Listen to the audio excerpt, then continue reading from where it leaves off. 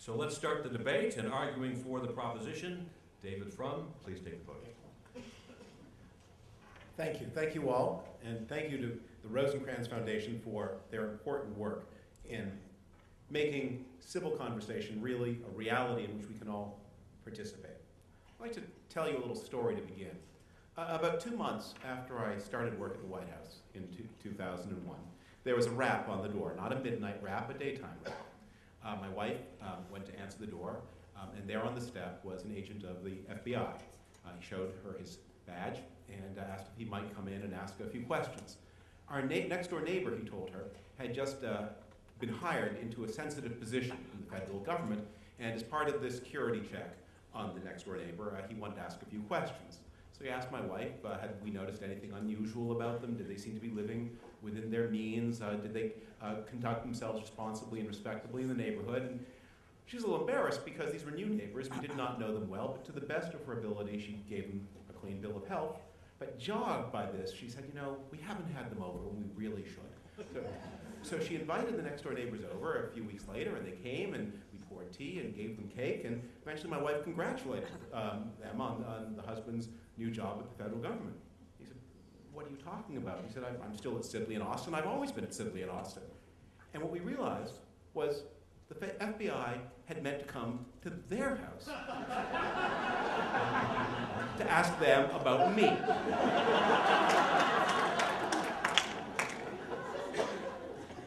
Tonight's motion is better, more domestic surveillance than another 9/11. And the question is, more than what?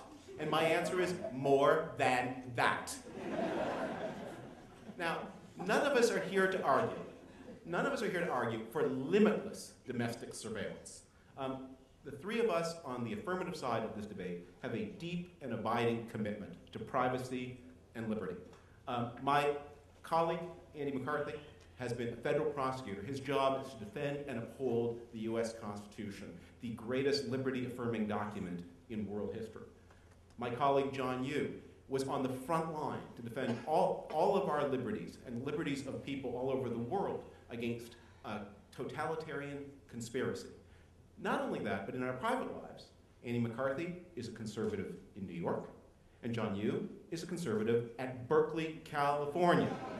We understand, believe me, in the most intimate possible way, the importance of free thought, free expression, privacy, and the ability of human beings to speak their mind in debate and conversation without fear of punishment or consequence or an overbearing state. But here's the question for today.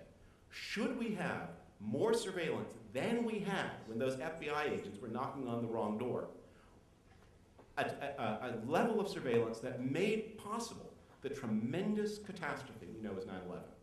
Or should we continue with the path we've been following since 9/11 toward not a police state, not a nightmare regime in which you have no privacy? Is anyone in this room, as a concrete matter, afraid to speak his or her mind?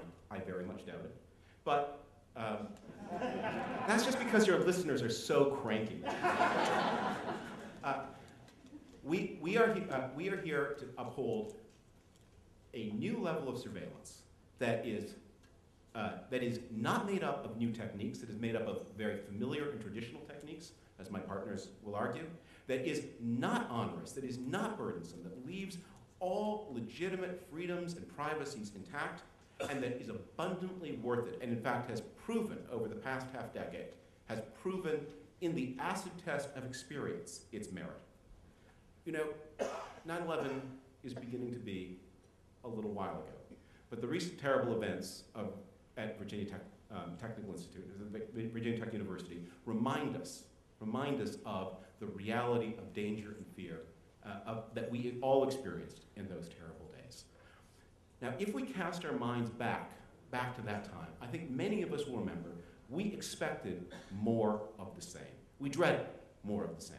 And that was one of the reasons that the sniper attacks in Washington were able to paralyze a great city, because we were ready for something dreadful, something even more dreadful.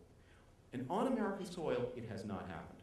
But that does not mean that the threat is not real. In fact, if you sound the roll of world events since 9/11, you will be reminded how very, very real it is. In December of 2001, gunmen attacked the Indian parliament and hoped to kill, in fact, very senior officials in the Indian government. They did kill a number of parliamentarians and some civil servants and some security guards, and very nearly succeeded in triggering a nuclear war between India and Pakistan. We remember the bombing in Bali, which took so many lives of Indonesians and Australians and others who were visiting that beautiful place. The Madrid-Atocha railway station bombings. The bombings in London in 2005. Just this past year, in 2006, attempted bombings, very serious attempted bombings in Toronto and in Germany, and tragically a successful bombing in Bombay, successful, of course, from the point of view of the terrorists. The threat of mass casualty terrorism at the hands of people guided by a totalitarian ideology remains a real threat. But here's the good news. What we notice as we look back on this half-decade of terrible atrocities is a dwindling level of sophistication behind each of these attempts. That the Atocha attack was much less sophisticated than the 9/11 attack. The London attack in 2005, less sophisticated than Atocha, and the attacks attempted this past summer were less sophisticated than those of 2005. The terrorists are finding it harder to coordinate, they're finding it harder to communicate with each other, they are under crushing international pressure. Now, one of the ironies about this is we don't entirely understand how this is happening, even inside our own law enforcement agencies. Here's one way to think about how a terrorist attack proceeds. If any of you have been in a toy store recently, I'm sure you've seen those toys where you drop a ball bearing into a little slot and it whizzes and rolls and it catches a little teeter-totter and it goes through a basketball hoop and it proceeds over many feet of tracking until finally it emerges out the other end. And there are a series all along the way of little switching points, and that's the game, to watch the ball jump and hop and skip and move past these various obstacles. Think of a terrorist plot as like that ball bearing. It starts and it rolls and it unfurls. And it has to pass through a number of switching points. If you can make each of those points just slightly more difficult, you stop the plot in just the way that Earth's atmosphere stops the meteorites without any of us ever being aware of it. It is that level of intensified surveillance of illegitimate activities that has complicated the life of the terrorists and has not made terrorism impossible, has not in any way lessened their desire to do people harm, but that has broken up their ability to communicate with one another, that has made it more difficult for them to move money, and has made it much more difficult for them to strike, and especially to strike inside the United States. You know, all of us here are people who love liberty, who prize liberty, and who use liberty as we are using it tonight. But we are also citizens of great cities in the Western world, and we are all potential casualties of attack. And the liberties we are using are the very thing that inflames and provokes those who would attack us. David Frum, we are here thank you to very defend much. that liberty by defending the higher level of surveillance seen since 9/11. Thank you, David.